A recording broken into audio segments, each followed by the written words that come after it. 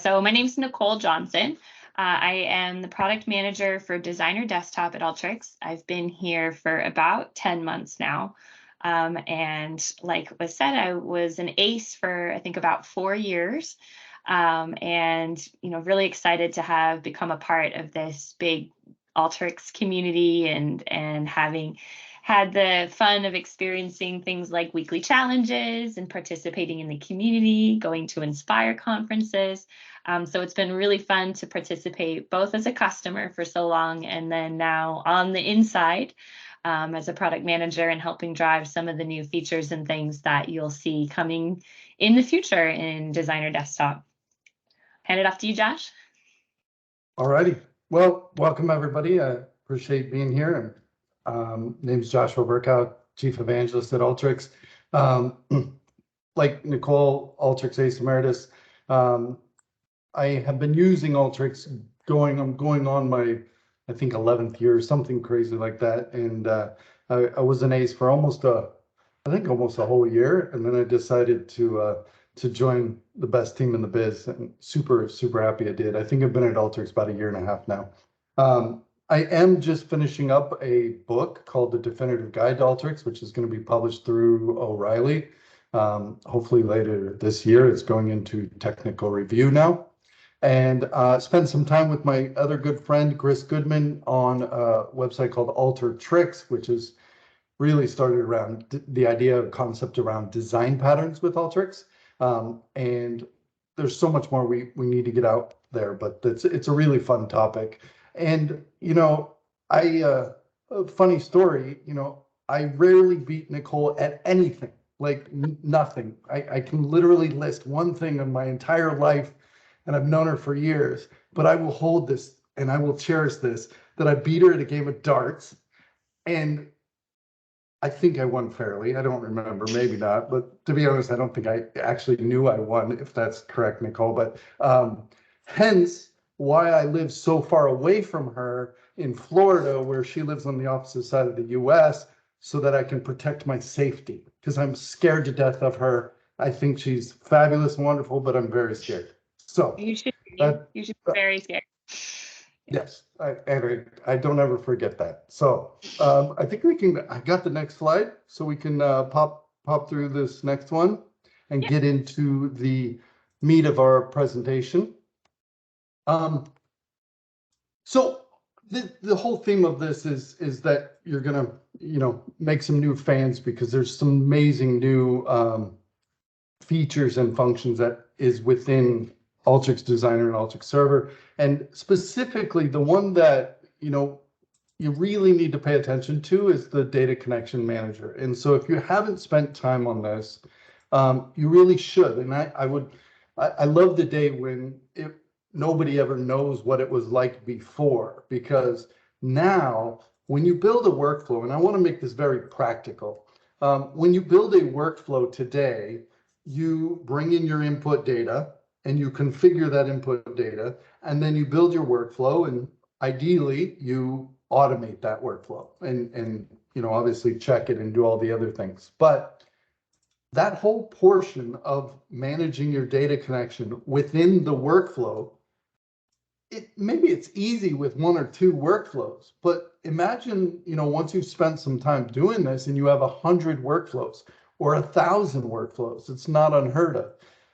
Can you imagine having to go into each and every data connection if that data connection changed in any way? Maybe the table of data changed, or maybe the file or whatever about that data connection changed.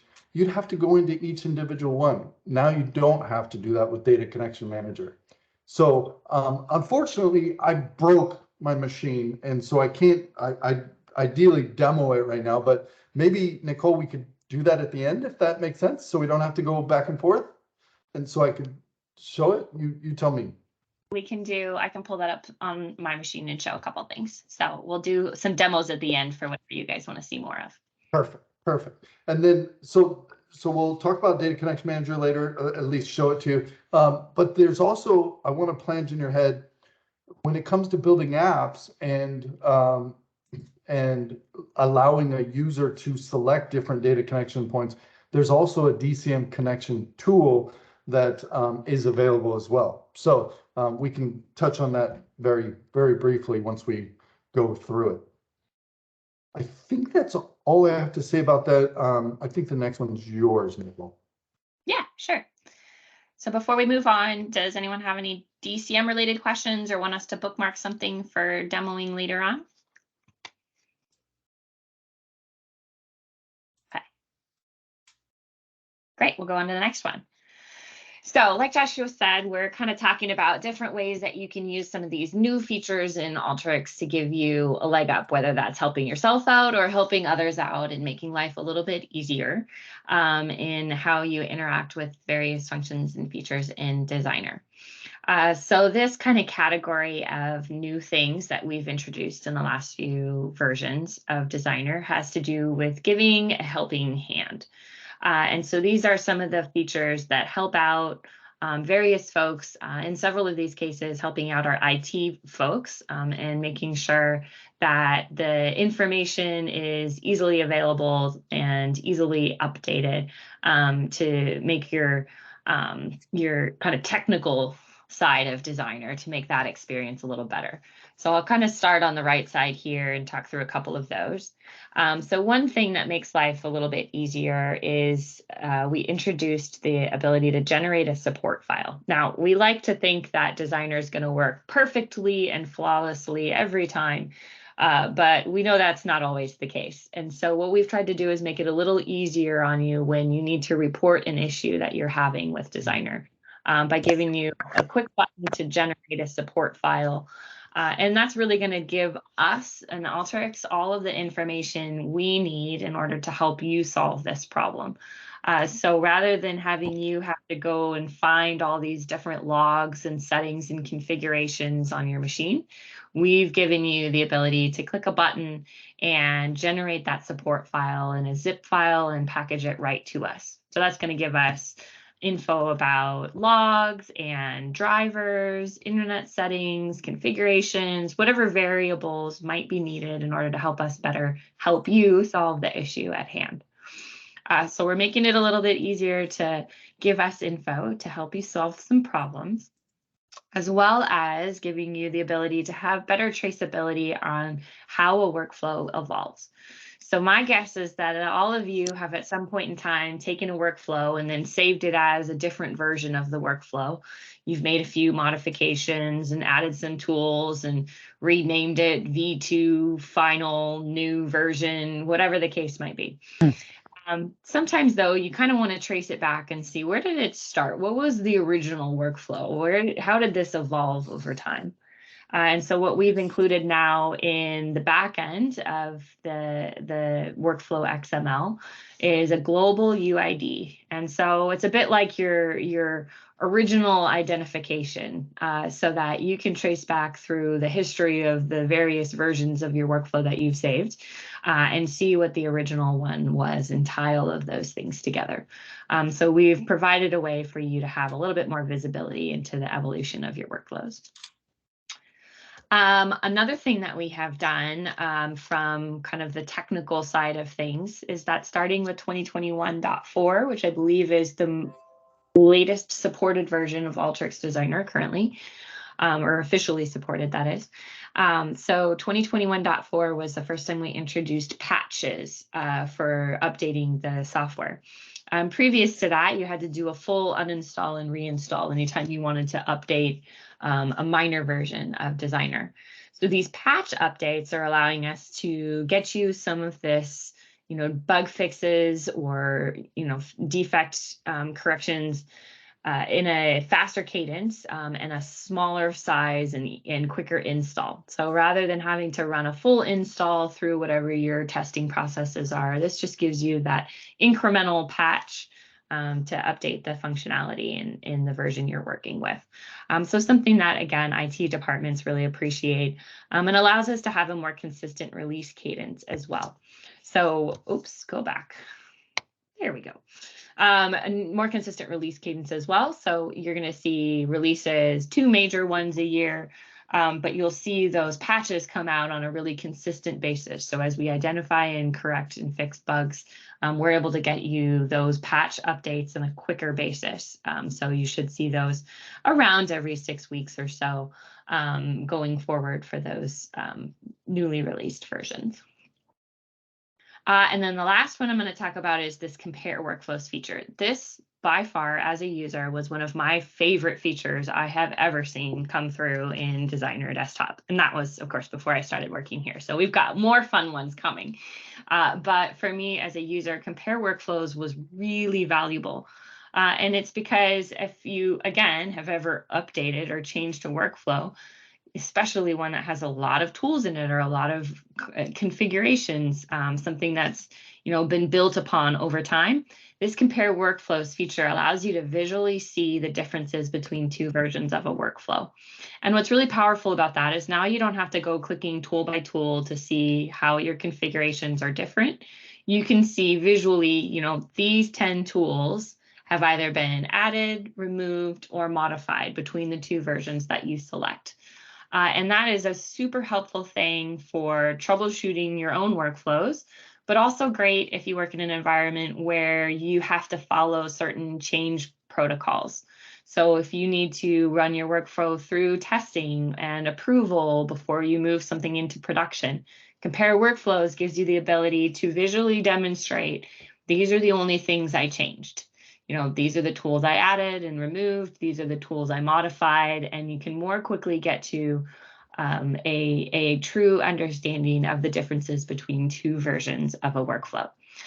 So for those of you who spend lots of time editing or reviewing or updating workflows, I would definitely recommend checking out the Compare Workflows feature. It's going to be in your menus. You'll see it under Options, Advanced Options, Compare Workflows.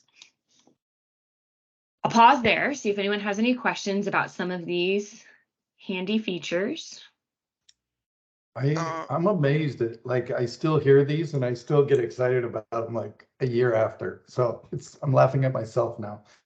But I will say, if anybody's in audit, the compare workflow features was one of the biggest things to come out of Alteryx, because if you imagine that you have to have this stuff locked down, a workflow's built and completed, and they don't want any changes to it, and then a month later we need to update that workflow to make it legit, we had to spend hours and upon hours to try to figure out what were all the unique exact changes, and having to track those in a document, where now you can literally just run compare workflows. It documents it right there and says, hey, this is what's the difference, and you could even put comments as to why, and you're done. So I know a lot of the big four went really crazy with this. Nicole, can you explain a little bit more about how is it useful for me, the global UID? I mean, the version that, let's say I'm version 10, and how can I go to version 1 or the original version? Got it. So it's a little bit different than like a true version history. So this would be a scenario where you maybe have, 10 versions of a workflow, like you started with 1 and you saved it as workflow 1. And then you make some edits to it and you don't want to overwrite your original one, so you save it as workflow 2. And then you continue to kind of do this update, make some changes, save it as a different version. You'd be able to use this global ID to help track that all of those workflows sort of came from the same origin point. They all started from the same workflow. It's not like a roll back to a previous version. Okay. It's more like separate workflows, but they all started from the same thing and went through a save that process. Okay, it is clear now, because my first version and the last version, there is no common points when you put side by side. That's probably true, yes. Albert, another use case that came out with that, I found it during my time at PwC, it was, there's a lot of analysts who are building a workflow, and then they would send that out to their team, and their team would, modify it or build on top of it. And, within a month of that happening over and over again, they completely lost kind of the chain tie back to a workflow. So with this visibility, this workflow global UID, I could see, 4 generations of this workflow and see where it started. Thank you. Yep. Great. Anayet, do you have any question? I see that you are raising a hand.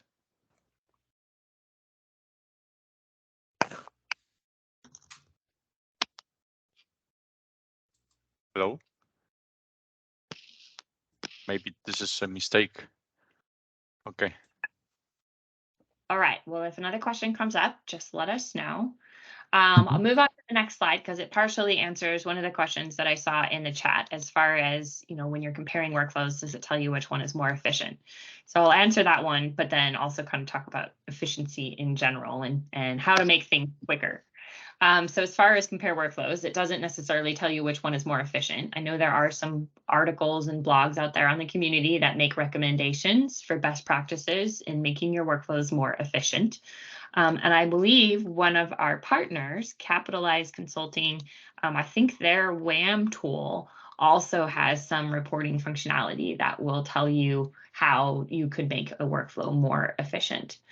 So I think there are some solutions out there, but that's certainly an interesting one. And if it's something, you have some thoughts on, would be great to see an idea for that on the community. There might already be one out there, but go ahead and check out ideas on the community. And that's a great way to help us, kind of keep track of a good idea like that as a way we could potentially enhance that functionality in the future.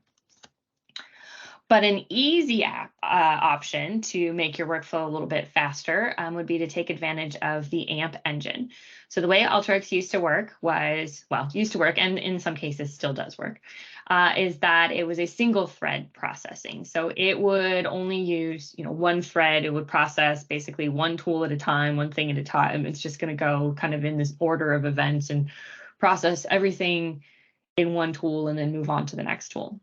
With the AMP engine, it allows us to batch things in a way that takes advantage of more of the processing power of your machine and allows it to take the data in your workflow and run it through tools in batches, and so that you can process things in kind of multiple stages at a time and allows you to get through your data a bit quicker. This has definitely been an evolution. And so we've seen some of this AMP functionality introduced over time over the last year or so. I would say this slide, you'll see it says coming soon, but 22.3 came out in November. It's just because this slide deck was first prepared in like October. But we have, a really good proportion of the tools and functionality in Designer converted to AMP at this point. So it is an opportunity to, again, take more advantage of the processing power of your machine and allow your records to move through your workflow more quickly. There are things to keep in mind as far as situations where the order of your data matters. So if your order needs to be sorted in a particular way, the way the original engine works is it sort of keeps that order throughout your workflow. With the AMP engine, the way it batches data could result in the order of your data being displayed a bit differently. And so you could see some differences in the way your data is presented or in the results that you get. So it's important to think about where sort matters, where the order of how your records process matters. And there are things that you can do either in just adding some sort tools in various locations throughout your workflow or in using a checkbox that we have in configuration for engine compatibility mode. And what that'll do is it'll enforce some of those sort order and grouping rules that are more familiar to running things in the original engine. It'll apply those to the AMP engine as well. So as with any change that you make to a workflow, it's important to make sure that you're doing some really good testing and making sure to evaluate, what impacts you might have on your workflow if you start to adopt a new tool, a new configuration, or in this case, a new engine. But what you will see is some really impressive gains in speed and how quickly your workflow runs in a majority of cases. And then we also have, for those who like to use Alteryx to evaluate Alteryx things, there's actually a macro you can use that's downloadable from the community gallery that will run your workflow in the original engine and the AMP engine, and it'll tell you what sort of performance improvements you get. So it'll tell you this workflow ran 10% faster, you get the same results. or you get the same results, but the order is different. It'll give you some metrics to help you evaluate, whether that workflow is a good candidate to turn on that AMP engine option. Cool. All right. Questions? Now move on to the next one. I have one question here. I'm not expecting you can answer today, but just I'm curious. Do you have any performance comparison? The workflow that works in Designer versus Cloud, with or without AMP? That is. I'm assuming the features that Cloud supported today gonna be the similar workflow that's running on Designer, not the ones that is not supported today. Okay, so I think that the short answer to that is we are at very different levels of like what is capable in Designer Cloud and what is capable in Designer Desktop these days, as far as the tools that are available in Designer Cloud versus what you can do in Desktop. That being said, you should see some similarity. We are working through other things though with the cloud. It's a rather new offering, and so there's a lot of work happening to make sure, we have a whole bunch of new data sources that we can support. So it's sort of starting from ground zero again. It's not like we can just like I know. From Designer to the cloud. So they're sort of starting from ground zero, but they are making some tremendous progress and moving very quickly to try to get a lot of the same support for the same types of data sources, and then for a lot of that same favorites tool type functionality. So I think what you'll see in Designer Cloud is you'll have very good similarities in the tools available in Designer Cloud for your basic prep and blend type use cases. So your favorites tools for data preparation, joining, sorting, summarizing, those kinds of basic data prep activities. But what you will see is it's similar to kind of our conversation about AMP engine and how the order of things matters. It is another scenario where you're going to want to make sure to really pay attention to how you've built your workflows and make sure you understand, where sort order matters. The way it processes the data is going to be different than the original Alteryx E1 engine. So there's going to be, I think, a lot more interesting and exciting things to come as we look to bring those cloud and on-prem environments closer together and make it easier for people to move in between the two of them. But we're at the very beginning of that journey currently. So I think it's going to be really fun to see. We should have some good stuff to talk about at Inspire, and I think you'll see a ton of progress in 2023 in the types of things that you can do in both environments and how they can work together.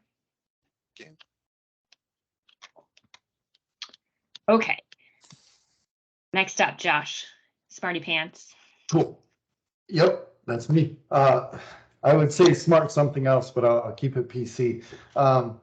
So one of the biggest things coming out with Designer lately, and just big in the sense of really a rapid amount of innovation, is the Intelligence Suite. So the Intelligence Suite's been out for a good couple of years now, and it's gone through variations, but really where it's at today with text mining and computer vision is amazing, and there's a lot more to come just at a high level.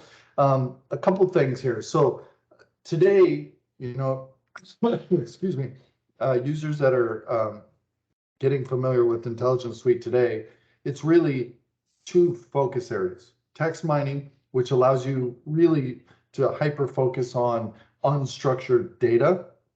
That's what text mining is kind of going after, but it's started with kind of the beginning framework in mind of, okay, what are the bare necessities to get started in NLP and a lot of these functionalities. So you've seen, those sort of tools come out as far as setting up text to be analyzed, and things like part of speech tagger tool. It's a pretty simple tool and concept, but it's a really powerful functionality in the grand scheme of wanting to analyze data. And so part of speech tagger is really quite simple. It means that I can identify something as a noun or a subject or a person or something like that, and ensure that I can be able to use that in my analysis. and then the key value pair tool as well and these both came out in 22.1. Pretty, again, not like, do it all sort of tools. They're very functional tools that you could build in when you're analyzing unstructured data. Now, computer vision is where I'm not going to shy away from. I think it's one of the coolest areas of Designer happening right now. It's got a lot of crazy cool stuff happening. They came out recently with the barcode tool, which allows you to not only read barcodes. So if you had a barcode on a document, you could read that and get the corresponding code, whether it's, say a URL, for example, or a product number or something like that. But you can also create barcodes. And so if you think about this, if you're in like, you're dealing with forms, a lot of forms nowadays, you'll look in the corner and you'll see barcodes on them. Or, and I'm talking like tax forms or other sort of government forms. Or if you go into like my old days at Nike, we did a lot of product documents. And so you'd have these, a shoe or a shirt or something like that with a complete write-up. Well, a lot of that stuff either changes or it has all this other information that needs to be accessed. Well, you can put a barcode on that document and allow that to be printed out in the report that you would create all inside of Alteryx. So a lot of cool functionality when it comes to using barcodes. Now, the one that I think is really amazing, and I'll be honest with you, I coming from a place like PwC and tax orientation, and just knowing all the forms of documents they have, being able to read PDFs is a no-brainer. Like that has to happen. There's so much data and information involved on those documents, blank or filled out, those, that was a huge barrier to being automated. And so one of the areas of focus was the whole PDF to text. Now, if you've been doing this a while, most of you who have know that it's really been an OCR driven sort of approach in general, where you relied on the technology to look at a document and figure out within a rate of success to say, hey, this sentence, this document is saying this sentence, and convert that to text. And there's a lot that's not good about that, right? There's a lot where it's not 100%. It's not, if you are getting a direct document, perfect. But if you were scanned into a printer or a scanner, and there's any sort of image, the distortion of any sort, like that rate at which it can read it is going to go down. And so one of the things that PDF to text tool is so good is that it can actually go into the PDF binary, and actually look and see what actual text is there. So it becomes, virtuously, perfect in the grand scheme of things. Can it have an issue? Maybe, yes, but I haven't seen any myself. And so it's just a huge leg up in the whole PDF to text game. If you're interested in that specifically and you really want to see kind of a really amazing use case, actually there's 2 use cases. I did a webinar with the amazing Owen Coyle. He goes by the OC. He's an absolute Alteryx rock star. Definitely one to follow. I have the link here. I'll put it into the chat, and you should definitely watch it. It's a really kind of eye-opening example of what PDF to text can do. What I will say is, because I can't display it right now, is spend some time in the computer vision section, even text mining section. There are tool examples for all of those. So if you want to see how it works and functional there. There also happens to be, in this specific area of computer vision and text mining, there also happens to be a ton of videos on the Alteryx YouTube channel. So feel free to go out there and spend a little time to see them in action. Any questions in that regard on that? I'm going to pop in the link for this guy. So this is this webinar was just recorded not too long ago, so it's definitely up to date. Can you also send by mail because we cannot see the chats? Yeah, absolutely. Yeah, if I don't get to Albert right away, don't let me forget. Okay, I'll make sure I get it over to you. Thank you. Yep. Cool. I think we can go to the next one. You up for that? Yeah. All right.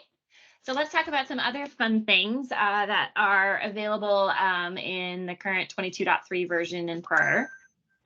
So these are going to be some of those fun features that are just cool tricks that make you happy when you're working in Designer and developing workflows. We kind of categorize these as things that are customer love or quality of life features, just things that make life easier when you're developing workflows.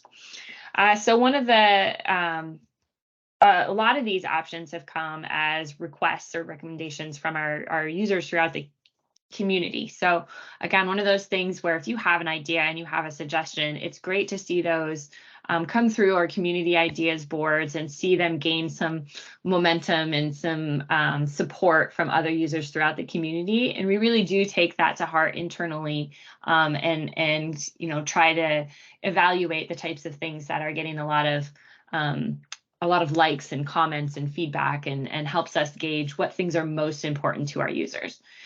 So some examples of things that we've implemented, these cool party tricks have to do with things like tool containers. If you've used tool containers for various purposes like documentation, or maybe you've got interface tools that are allowing you to only execute things in a particular container if somebody checks the box or makes a particular selection in their interface tools. One of the challenges was previously tool containers would always collapse when they were disabled. And so what you'd end up with is a big blank canvas with a bunch of collapsed containers. And if you wanted to see what was in them, you had to manually open them to evaluate what kind of tools were inside. So something as simple as just turning that functionality off and saying, all right, you can disable it, but we'll leave it open, expanded, so that you can continue to see your whole workflow landscape. And you're not constantly having to rearrange things anytime you collapse or expand a container. A couple other things we've done to allow you to work a little quicker. We've given you the ability to select a sequence of tools and then right-click on the canvas and choose to convert it into a macro. So if you've worked with macros in the past, the common scenario is you build out some logic and then you copy it into a new workflow and you make that into a macro and you've got to add some macro inputs and outputs to it. We've made that process a little easier by saying you already built the logic, let's just convert it into a macro for you. And another way that we're helping kind of apply things that you've already done is in the results grid. So the interactive results grid was one of those that got a lot of applause and cheer at an Inspire event several years ago. We've continued to make some improvements to it over the last few releases. And one of the things you can do is if you're exploring your data in the interactive results grid, let's say you're filtering for a specific value and you're looking to remove null values from a particular column. If you've made those selections in the interactive grid down below, you can actually check the checkbox to apply those results to the canvas, and it'll actually add the tools pre-configured for you. So we're looking for ways to keep you from having to repeat things that you've already done in the results grid and having to build those again with configuring tools in the canvas itself. So another quick way to save you some time while you're exploring your data and building out your process. And then on that same vein of doing cool things faster, we've been working really hard with our accessibility teams here internally to make sure our users have a lot of really good options on how to navigate throughout Designer just using the keyboard. And so for those who have backgrounds in programming, like a lot of times you want to be able to navigate throughout your products with just your keyboard, not having to spend all this time clicking around with your mouse. And so we have added a bunch of keyboard shortcuts over time, and we're also making a lot of improvements to allow you to navigate, tool by tool through the tool palette or through menus and configurations, just using your keyboard. So definitely an area we're focusing on, but you'll see some of these great keyboards allow you to do things quicker and can navigate to different areas and configurations just with your keyboard and not the mouse. Okay, any questions on this one? All right. I just want to mention that making macro so accessible nowadays, it's like, for me, it makes my life much easier. Having an ability to convert tools to macro such quickly, it's like a great improvement. Yes, love it, love it. Yeah, it's one of those macros can feel really scary and inaccessible if you've not worked with them before. So just having this be a little bit of an easier entry point will hopefully, get a few more people engaged in building macros and seeing how powerful they can be. Yeah, I agree. Thank you. Yeah, thanks. Okay. So some of these are some of the new features in 22.3. I wonder if it's, okay, it is going to do what I want to do. Okay, so I'm going to show you a couple of the new features we released in 22.3. Again, these are in the kind of quality of life, showing our customers some love and giving you a few little features and enhancements that have a big impact on how you develop in Designer every day. So the first one is going to be formula, expand, and collapse. So for anyone who's built formulas in a formula tool and have had a bunch of them all in the same formula tool, it is a nuisance to have to go and expand each one individually and see, where the problem might be, or to be able to find the formula you're looking for.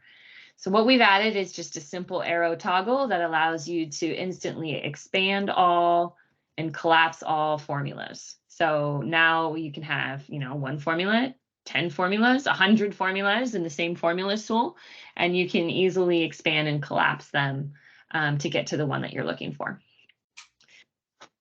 The search and select functionality is another really cool one. This was something that not only got implemented in the select tool, but in any tool that uses that select functionality. So that includes join and join multiple, some of the spatial tools, append. So any scenario where you're seeing this grid where you can pick your fields and choose data types and rename fields, what we've added is a nice little search box at the top. And so this is great when you have a data set that's really wide and has a lot of columns. So let's say you've got something with 100 columns and you're looking for the column that says customer name and it's somewhere in the middle of your data set. Now you can type that word that you're looking for and it's going to filter the view in that select just to those columns that match that search criteria. So now you can easily get to the column you're looking for. You can make your changes for renaming it or changing the data type or size. And then once you clear that search criteria, it'll show you the full list again. So a great way to really quickly get to the information you're looking for when you've got a big data set. Disable single output tool. This one's a little bit hidden down at the bottom of the configuration, but what we wanted to do was give you an option to disable a single output tool rather than having to add it to a container and then disable the container, or use the global disable all outputs option in runtime settings. We wanted to give you the option just to say, you know what, I only want to disable this particular tool, and then giving you the ability to check that box and allow that output to be disabled. It'll stop it from outputting anything in that case, but it'll allow the rest of the outputs in your workflow to execute. Great for troubleshooting, great for developing kind of conditional outputs depending on the logic of your workflow. And then the last one being multi-anchor caching. So we introduced the ability to cache different tools in your workflow a few years ago, but you could only do it if the tool had a single output.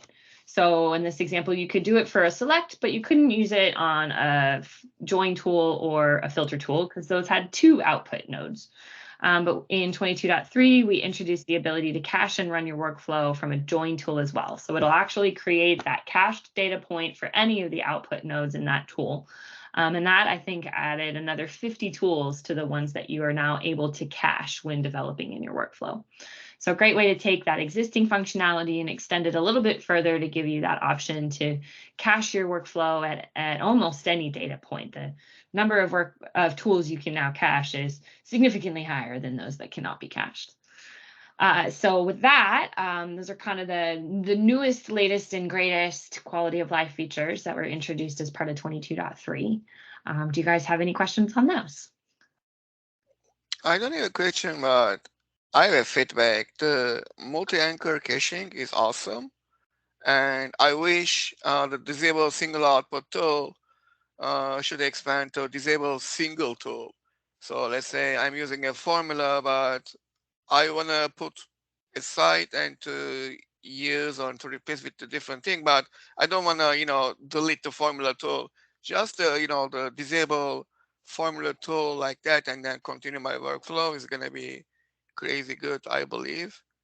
I think there's an idea out there on the community for that, and I know I've seen that one before. So it would definitely be worth going and giving it a look to see if you can find something on that same vein that you can add a comment to or add a like to. I think there's certain considerations as far as some tools you wouldn't be able to do that to. If you had a filter tool with 2 anchors, right? Like you can't get rid of that tool or bypass it because it wouldn't know which direction to go. But I think there are, like in the case of formula, I believe I've seen that one come through. Like, I just want to disable a single formula without deleting it. Like, how do I comment out just this one piece so that it skips it? So I know there's an idea out there. I would definitely recommend going and giving it a look, but I do think that's feasible. I also have one more feedback. I mean, most of the time when I see a presentation, tips and tricks, they talk about okay, you have a large data set and you don't want to see all the records, so put the limitation on the workflow like a 10 or 100, whatever it is. However, nobody says that this will not work for in database. So I wish this expand to in database too, because if you do the same functionality, the only going to be changed like to add to the original script that Alteryx create to run the in DB is sample 10 or sample 100, something like that, and that's it. It's going to be not difficult, I believe. I hope, but it's going to be very useful if you extend this to in database.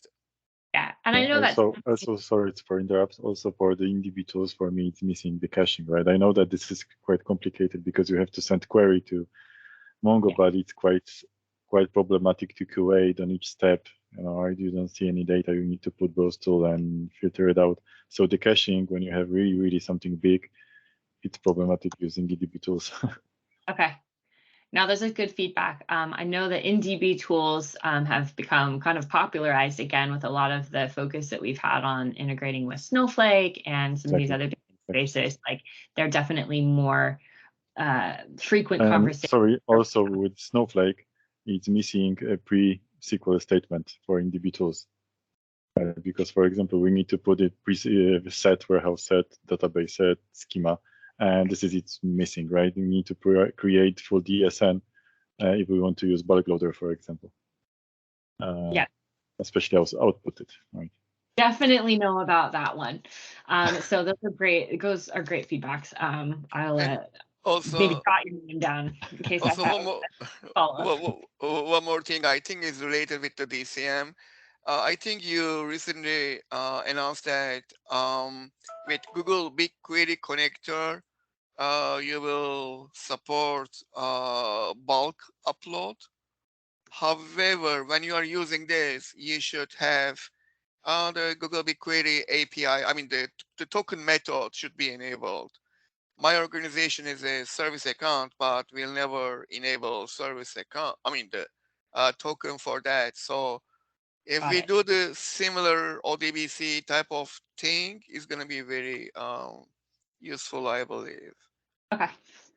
I feel like it would be great, Albert, to have you chat with our data connectors team and the folks that like more specifically work on some of that. I know that there are additional enhancements planned for things like Google BigQuery. They're really trying to make sure they support those big ones, right? Like Snowflake and Google BigQuery. Right. Like we're trying to make sure we really cover all of the big players and have really consistent functionality across the board.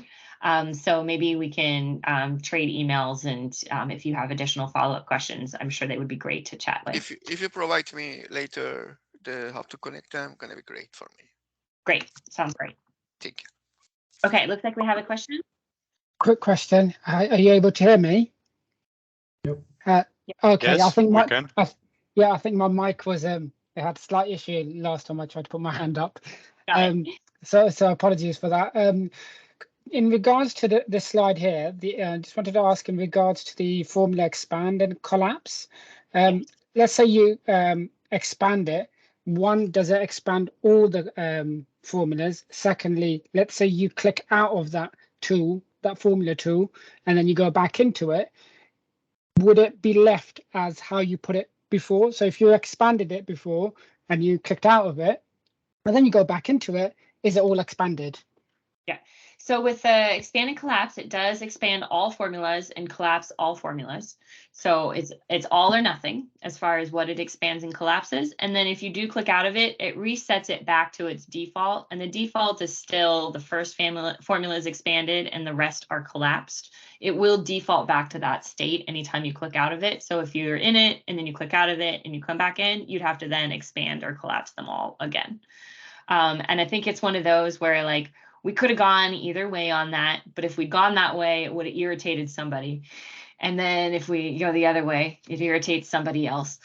So it's kind of one of those where we picked the experience that was probably most consistent with how we handle tools. Like if you navigate out of it, it sort of reverts back to whatever its default view of the tool configuration window is.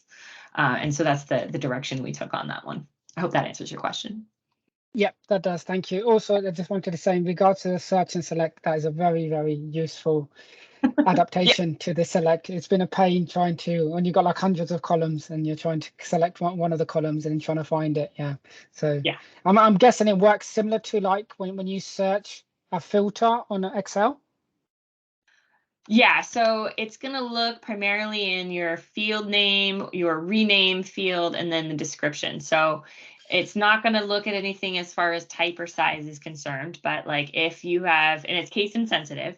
So if you have the name month, if it's all caps, lowercase, or some combination, it'll look for month, and it'll look for anything that contains the word month inside, like monthly.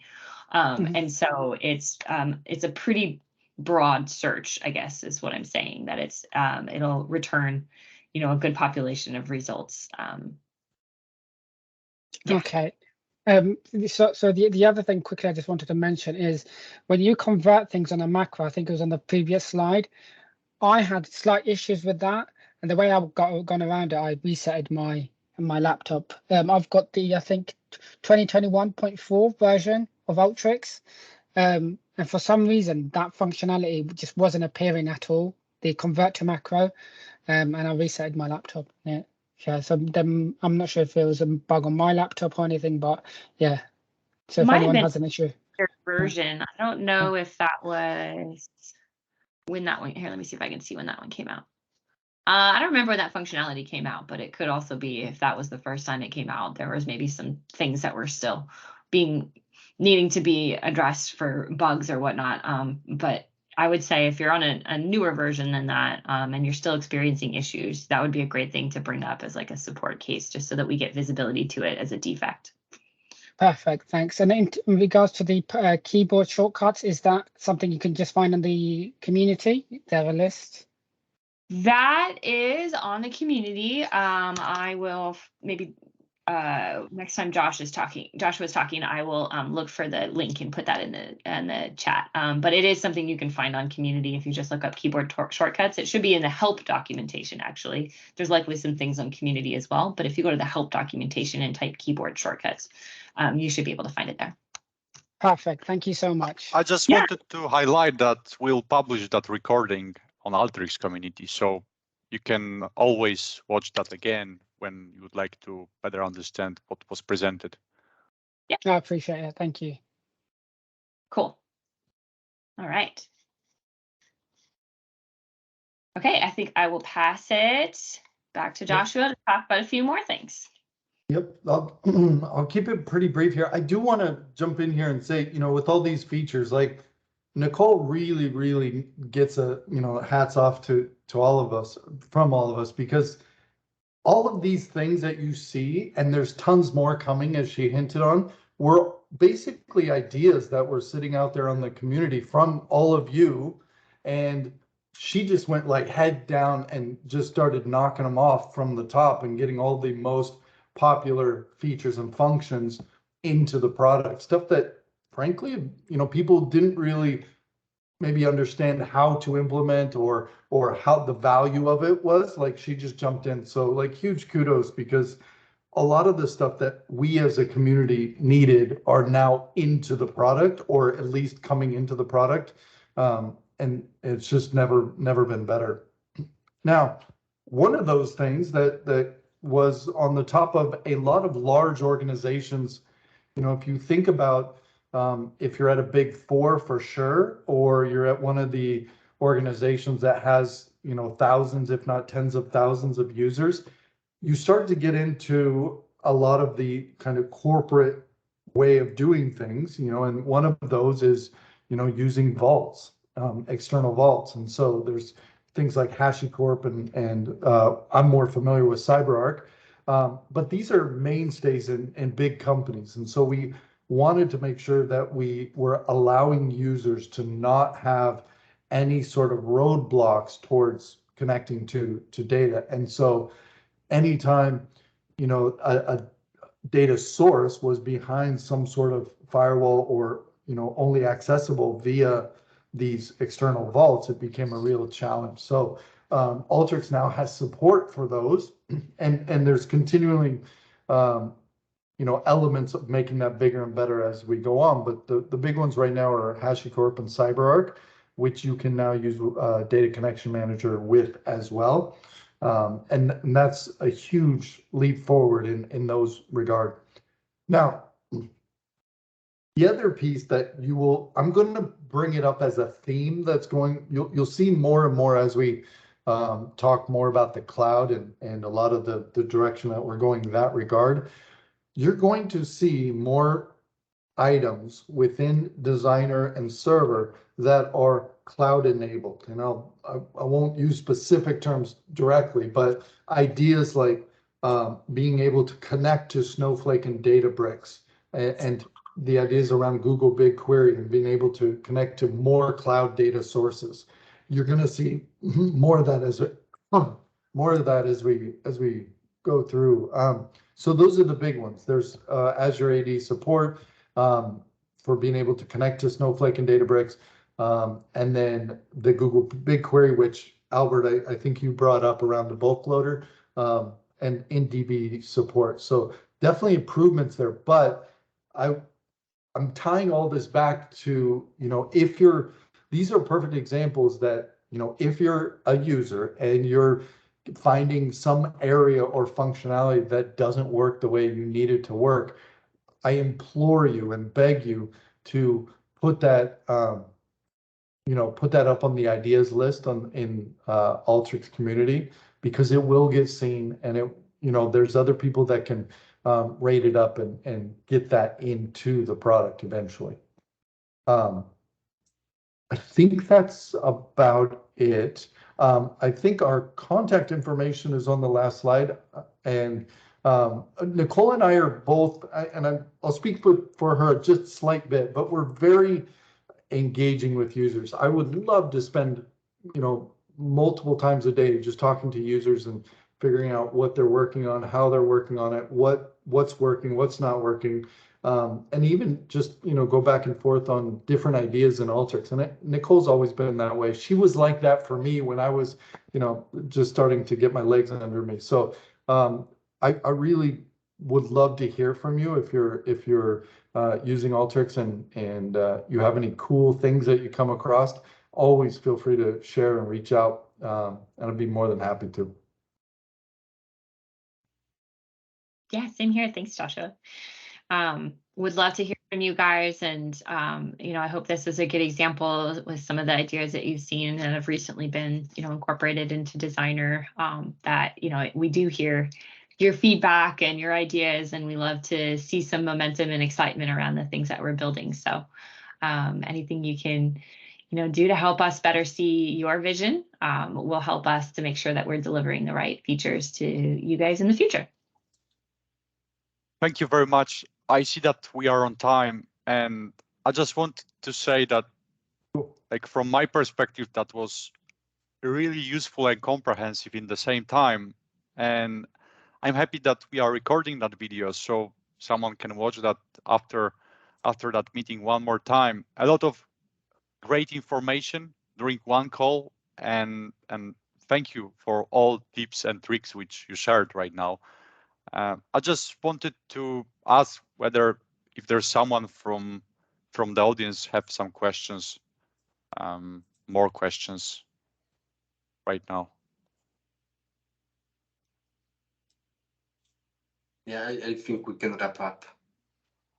So it was awesome. Thank you, Nicole. Thank you, Joshua. Thank you, our amazing audience. It was a pleasure. So Thank you very much. See you next time. Thanks for having us. Thank you for joining. Again soon. Thank you. Absolutely. Have a nice Yeah. day.